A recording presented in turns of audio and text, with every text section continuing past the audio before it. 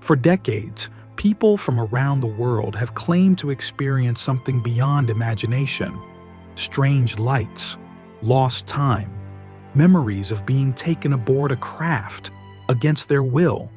They are stories of alien abduction. Skeptics call them dreams, hallucinations, or cultural myths. But to those who live them, they are as real as the ground beneath their feet. In this episode, we'll explore 3 of the most famous cases in history, encounters reported by ordinary people who swore they were abducted by beings not of this earth. This is Alien Abductions, true stories of real people.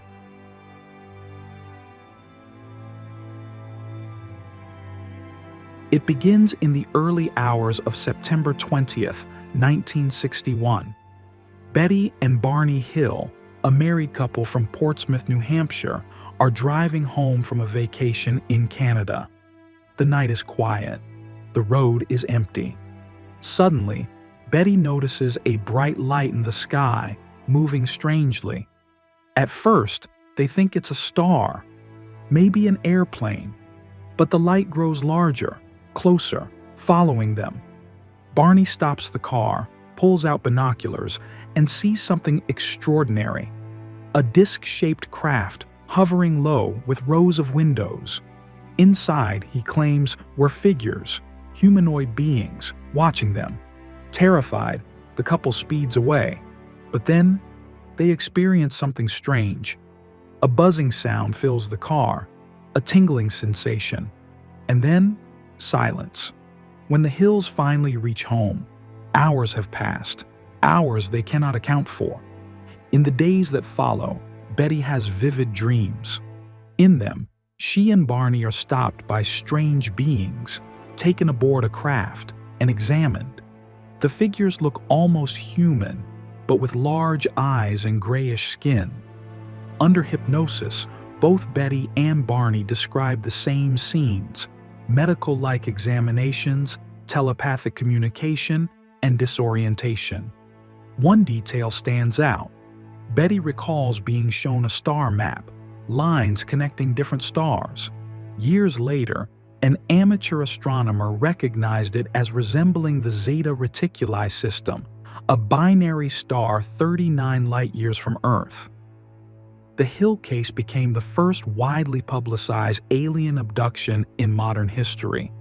To skeptics, it was stress, dreams, and imagination. To believers, it was the moment alien abductions entered public consciousness. Now, let's move to Arizona. November 5th, 1975. A logging crew is finishing work in the Apache Sitgreaves National Forest. Among them, 22-year-old Travis Walton. As the men drive home in a truck, they spot a glowing object hovering above the trees. At first, they think it's a fire, but as they approach, it becomes clear. It's a craft, large, metallic, glowing with strange light. Against his co-workers' pleas, Walton steps out of the truck and walks toward it. A beam of light shoots down, striking him. His body lifts, then falls motionless to the ground. The crew panics. Believing Travis is dead, they flee. But when they return minutes later, he is gone. Travis Walton vanished for 5 days. Police suspected foul play. The loggers were interrogated. Some thought they had murdered him. But each member of the crew passed a lie detector test, insisting they had seen a UFO. Then, after 5 days, Travis reappeared, confused, disoriented, dehydrated. He claimed he had been taken aboard a craft. Inside, he saw beings with large heads and eyes, classic grays. He also described human-like figures wearing helmets who seemed to escort him. His story became the basis of the 1993 film Fire in the Sky. Skeptics point to stress, hallucination, or hoax. But no one has ever disproved the testimonies of the 6 other men who swore they saw Travis struck by that beam of light. Just 2 years before Walton's case, another abduction shocked America. On October 11, 1973, two men, Charles Hickson and Calvin Parker, were fishing on the Pascagoula River in Mississippi. As night fell, they noticed a strange oval-shaped craft descending nearby. From it emerged three beings, robotic, mechanical, with wrinkled gray skin, claw-like hands, and carrot-shaped heads. The beings floated toward them. Hickson and Parker felt themselves paralyzed, unable to resist. They were taken aboard the craft. Hickson later described being examined by a large mechanical eye. Parker, traumatized, recalled little, but what he did remember haunted him for life. After the event, the two men went straight to the sheriff's office. During questioning, they were secretly recorded when left alone in a room. Investigators expected them to reveal a hoax.